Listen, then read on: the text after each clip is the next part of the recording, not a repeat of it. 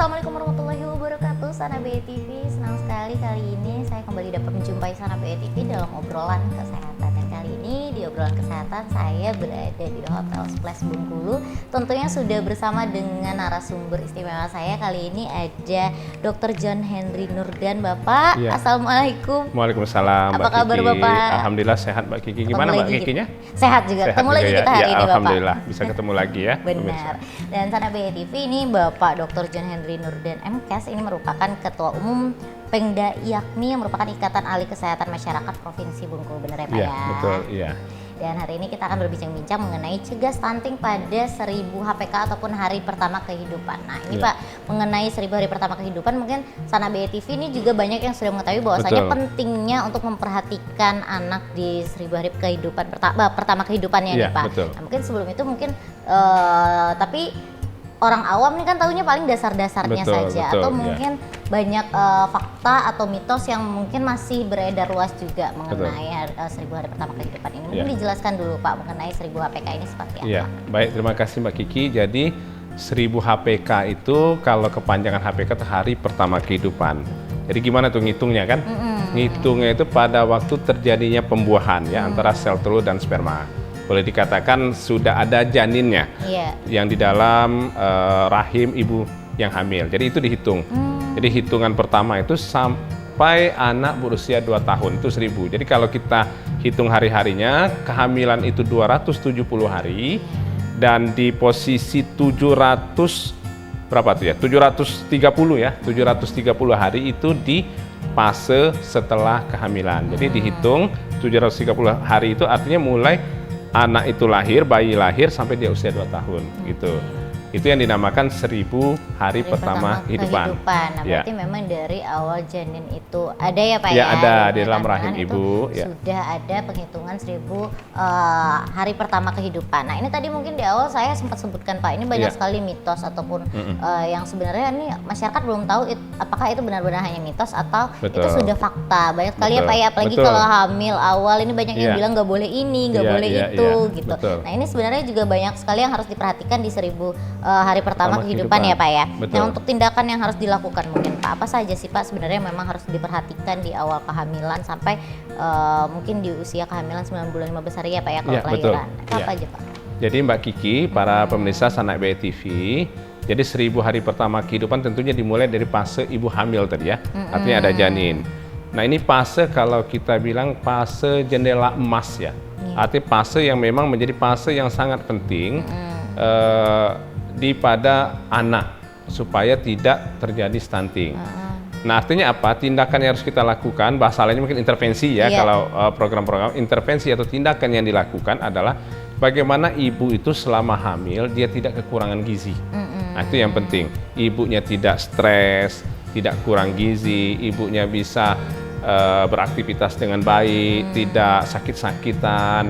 Berikut juga nanti setelah ibu melahirkan, tentunya ibunya juga memberikan ASI-nya dengan baik, juga memberikan makanan pendamping ASI-nya juga dengan baik. Jadi fase-fase yang perlu dilakukan oleh seorang ibu adalah bagaimana ibu gizi yang ada di dalam makanan itu betul-betul gizi yang memang mengandung unsur-unsur yang dibutuhkan oleh janin, supaya nanti bayi yang lahir itu sehat. Dan juga jangan lupa itu intervensi yang dilakukan adalah ibu wajib kunjungan ke posyandu atau ke puskesmas.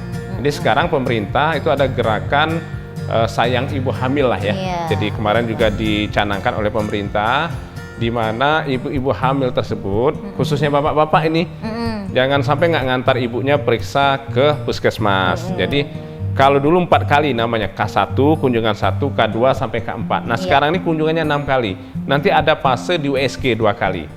Nah pemerintah melalui Kementerian Kesehatan itu sudah menyiapkan di tahun 2023 ini untuk puskesmas yang ada supaya punya USG. Jadi anak itu bisa dipantau dari dalam rahimnya, apakah memang tumbuh kembangnya, misalnya otaknya, kepalanya bentuknya tidak sesuai dengan usia kehamilan atau ada kelainan-kelainan, itu bisa dicegah dengan intervensi yang dilakukan selama kehamilan. Misalnya pemberian makanan bergizi, ibu diberikan tablet tambah darah dan lain sebagainya, Mbak. Baik, nah ini sekali lagi tadi ada penekanan nih dari Bapak untuk bapak-bapak yang Iya, ada di khusus rumah ya. bapak-bapak di rumah nih ya. Ini kalau misalkan ibunya harus diantarkan ya Pak Diantar, ya. ya. Karena untuk kata orang awam nih Pak, mood ibu hamil ini juga berpengaruh ya Pak ya dengan kesehatan janinnya. Benar nggak Pak? Benar sekali itu. Jadi kalau ibunya itu stres, ya tentunya yang akan terjadi ibunya pasti nggak mau makan ya. Iya. Paling tidak ya, misalnya ada KDRT, ini berpengaruh juga kekerasan dalam rumah tangga. Atau misalnya suaminya nggak kerja, ibunya ngomel-ngomel terus ya. Jadi Stres ibunya. stres. Jadi sementara ibunya mau belanja ke pasar nggak ada. Boro-boro mikir makanan bergizi nih, dia Iya. stres sudah duluan. Nah, Iya. jadi yang paling penting sebenarnya selain juga pemberian makanan bergizi adalah bagaimana ibu yang sedang hamil itu hindari stres. Sehingga dia kalau tidak stres, janin yang ada di dalam rahimnya itu bisa juga tumbuh dengan baik. Kan banyak itu ya para ustadz, para ahli mengatakan kalau anak sering dibacakan ayat-ayat suci atau mungkin juga musik, itu bisa berpengaruh terhadap tumbuh kembang otak dan anaknya sendiri. Nah, itu betul-betul penting itu artinya selama kehamilan. Oke. Pak, tapi untuk kesehatan janin sendiri ini Iya. sebenarnya memang dipersiapkan dari awal adanya 1000 hari pertama kehidupan, dari adanya janin di dalam kandungan, atau sebenarnya persiapan itu bisa dilakukan dari prior sebelum nikahnya? Betul Mbak Kiki. Jadi sebenarnya 1000 HPK itu istilah saja fase emas tadi saya bilang, artinya fase yang kritis lah kalau bahasa kita, yang perlu diperhatikan betul kondisi ibu maupun kondisi bayi. Nah, fase itu yang terpenting sebenarnya fase pranikah tadi. Di mana misalnya pada remaja yang sudah menstruasi, itu biasanya dia kan tiap bulan rutin menstruasi.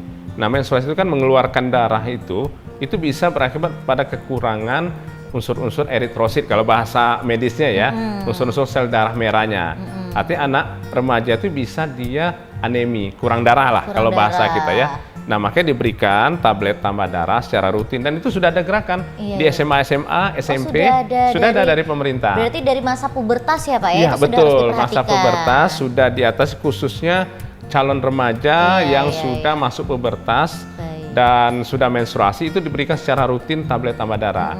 Dan juga dilakukan pemeriksaan secara rutin, jangan sampai nanti misalnya kan ada program pemerintah nih Mbak, namanya LC-Meal. Jadi kalau remaja-remaja ini ya, khususnya yang mau nikah, itu 3 bulan belum melakukan pemeriksaan melalui elektronik siap nikah dan hamil, itu nggak akan diizinkan nikah saat ini oleh pemerintah. Saat ini Pak? Iya. Oh, jadi memang sebelum menikah ini sekarang sudah ada program peraturannya dulu pemerintah ya. Itu dijalankan oleh Kementerian Agama melalui KUA dengan BKKBN. Iya. Jadi nanti didata ibu-ibu yang mau nikah 3 bulan sebelum nikah tuh diperhatikan betul. Benar. Jadi misalnya dia lingkar lengan atasnya kurang dari 23,5, maka dikatakan seorang ibu itu belum siap untuk hamil, maka diberikan misalnya makanan, itu diberikan juga tablet tambah darah, atau mungkin ibunya ada penyakit tertentu, maka atasi dulu sebelum nikah. Sebelum nikahnya diizinkan, hamilnya yang mungkin ditunda. Jadi itu yang dilakukan oleh pemerintah. Mungkin nikahnya kalau sudah ditentuin jadwal nggak bisa ditunda, Mbak ya. Tetapi aplikasi yang dijalankan ini nanti ini juga membantu supaya nanti ibu-ibu yang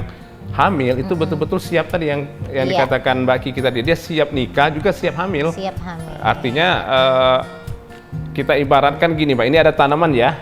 Tanaman itu kalau disiram dengan baik, ada bahannya, tanahnya juga subur, tentunya nanti tanaman juga akan segar tumbuh juga. Oke, begitu. baik. Jadi memang persiapan untuk memiliki anak ini persiapannya luar biasa Luar ya Pak biasa, ya, dari ya. jauh sebelum Jauh pranikah, bahkan sebelum. dari si anak ini mungkin pubertas ya Pak ya. Ini Pubertas, mungkin bisa ya. jadi perhatian juga bagi para orang tua gitu. Apakah si anaknya ini masa menstruasinya teratur atau tidak, seperti betul. itu harus diperhatikan karena itu juga termasuk kesehatan dari si anak juga ya Pak ya.